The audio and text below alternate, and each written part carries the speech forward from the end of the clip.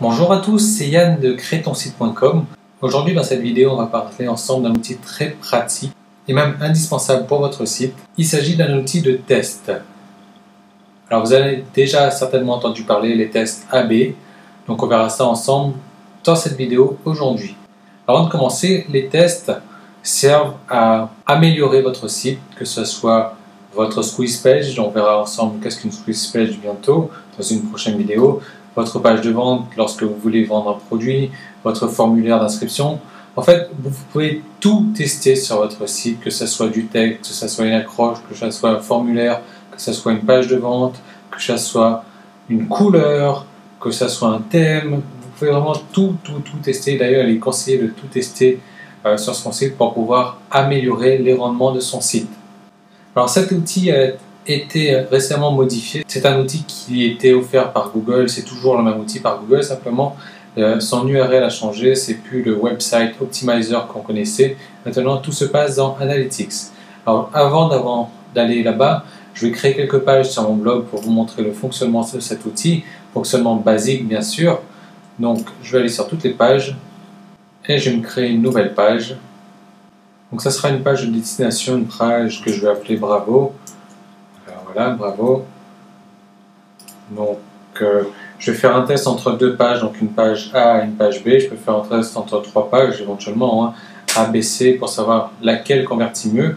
Avec sur chaque page, je vais mettre un bouton ou un lien vers ma page Bravo, donc pour savoir combien de personnes sont venues sur ma page A, combien sur ma page B, combien sur ma page C, pour tester, et combien de personnes ont cliqué sur ce lien pour aller sur ma page Bravo. Donc voilà, pour savoir un petit test pour savoir mon taux de conversion. Félicitations, vous êtes sur la page de destination. Donc c'est vraiment un test basique que je suis en train de faire. Je vais la mettre en ordre 10.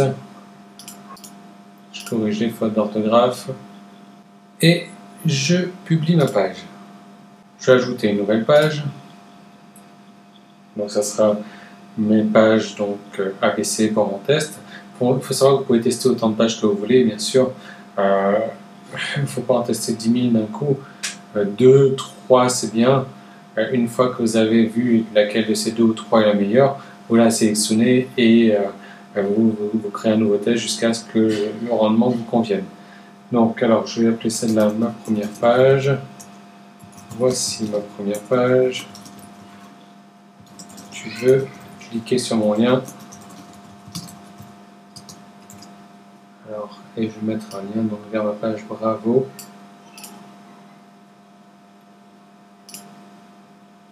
Voilà. Ok, je publie ma page. Donc on va une page basique. J'ajoute une autre page. J'appelle ma seconde page. Qu'en dis-tu de cette page? Tu veux voir ce qui se cache derrière ce lien?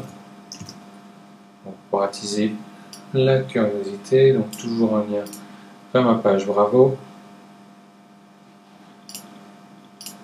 Voilà, donc toujours en ordre 10.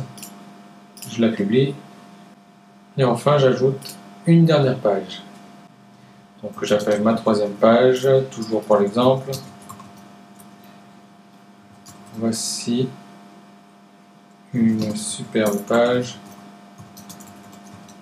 Je parie que tu ne voudras pas cliquer ici. Donc la persuasion par la négation. Je fais un lien vers ma page Bravo. Je mets un ordre 10 et je publie ma page. Je vais aller sur toutes les pages. Voilà un petit problème avec cette page-là parce que j'avais déjà une page qui s'appelait ma première page, donc je vais la modifier. Modification rapide, je vais mettre ma première page de test et l'URL pareil, ma première page de test et je la mets à jour. Je mets un ordre 10, c'est mieux, je mets à jour. Ok, donc là j'ai ma première page de test, ma seconde page, ma troisième page et ma page Bravo. Alors, je vais tout de suite aller dans mon compte Analytics et je vais aller dans Conversion, Objectifs et Vue d'ensemble. Donc, ce rapport ne peut être généré que si les objectifs sont activés pour le profil. Je vais définir des objectifs et un des premiers objectifs donc, sera d'arriver sur ma page Bravo. Donc, page Bravo, je l'appelle comme ça. Et le type d'objectif, donc vous avez le choix entre destination de l'URL, donc je peux mettre directement ma page Bravo, l'URL de ma page Bravo. Un objectif peut être aussi une durée de la visite. Vous pouvez décider que ce soit un objectif à remplir quand le visiteur reste tant de temps sur votre site. Le nombre de pages vues par visite et éventuellement un événement, donc un ensemble d'événements qu'il y a à faire. Donc, aujourd'hui, on va juste se concentrer sur la destination de l'URL. Je vais aller faire un petit tour rapide sur mon site pour récupérer les URL des pages. Donc voilà, ma page Bravo, elle est là. Je vais faire un clic droit pour copier l'adresse du lien. Je repars sur Analytics. Alors, l'URL de la page objectif, par exemple, si c'est une page merci.html, je vais mieux n'indiquer que /merci.html.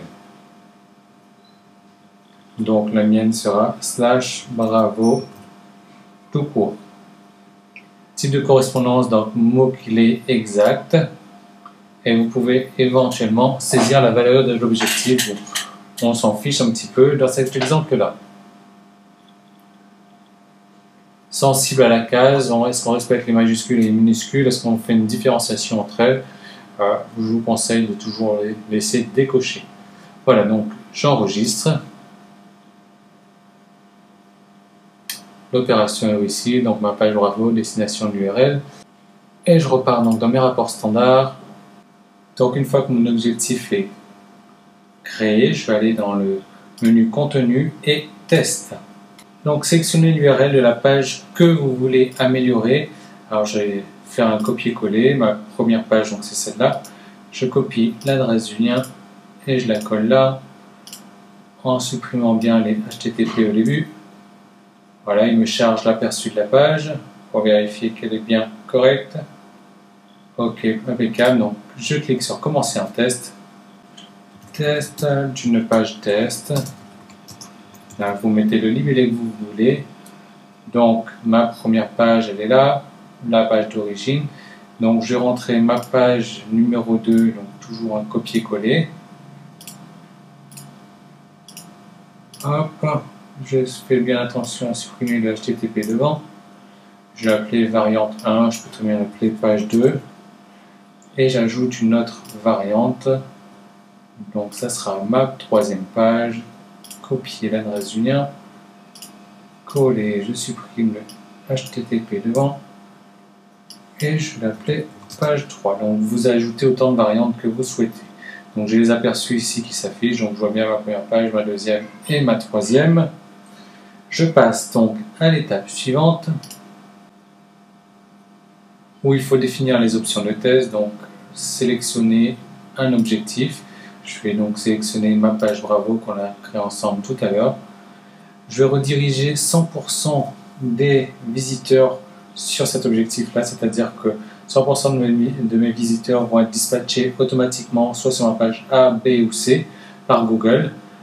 C'est pas moi qui aurai à le faire. Je peux très bien dire que 50% iront sur A, B ou C, les 50 autres % iront uniquement sur la page A. Donc c'est à vous de décider comment est-ce que vous voulez le faire. Donc ça concerne uniquement bien sûr les nouveaux visiteurs.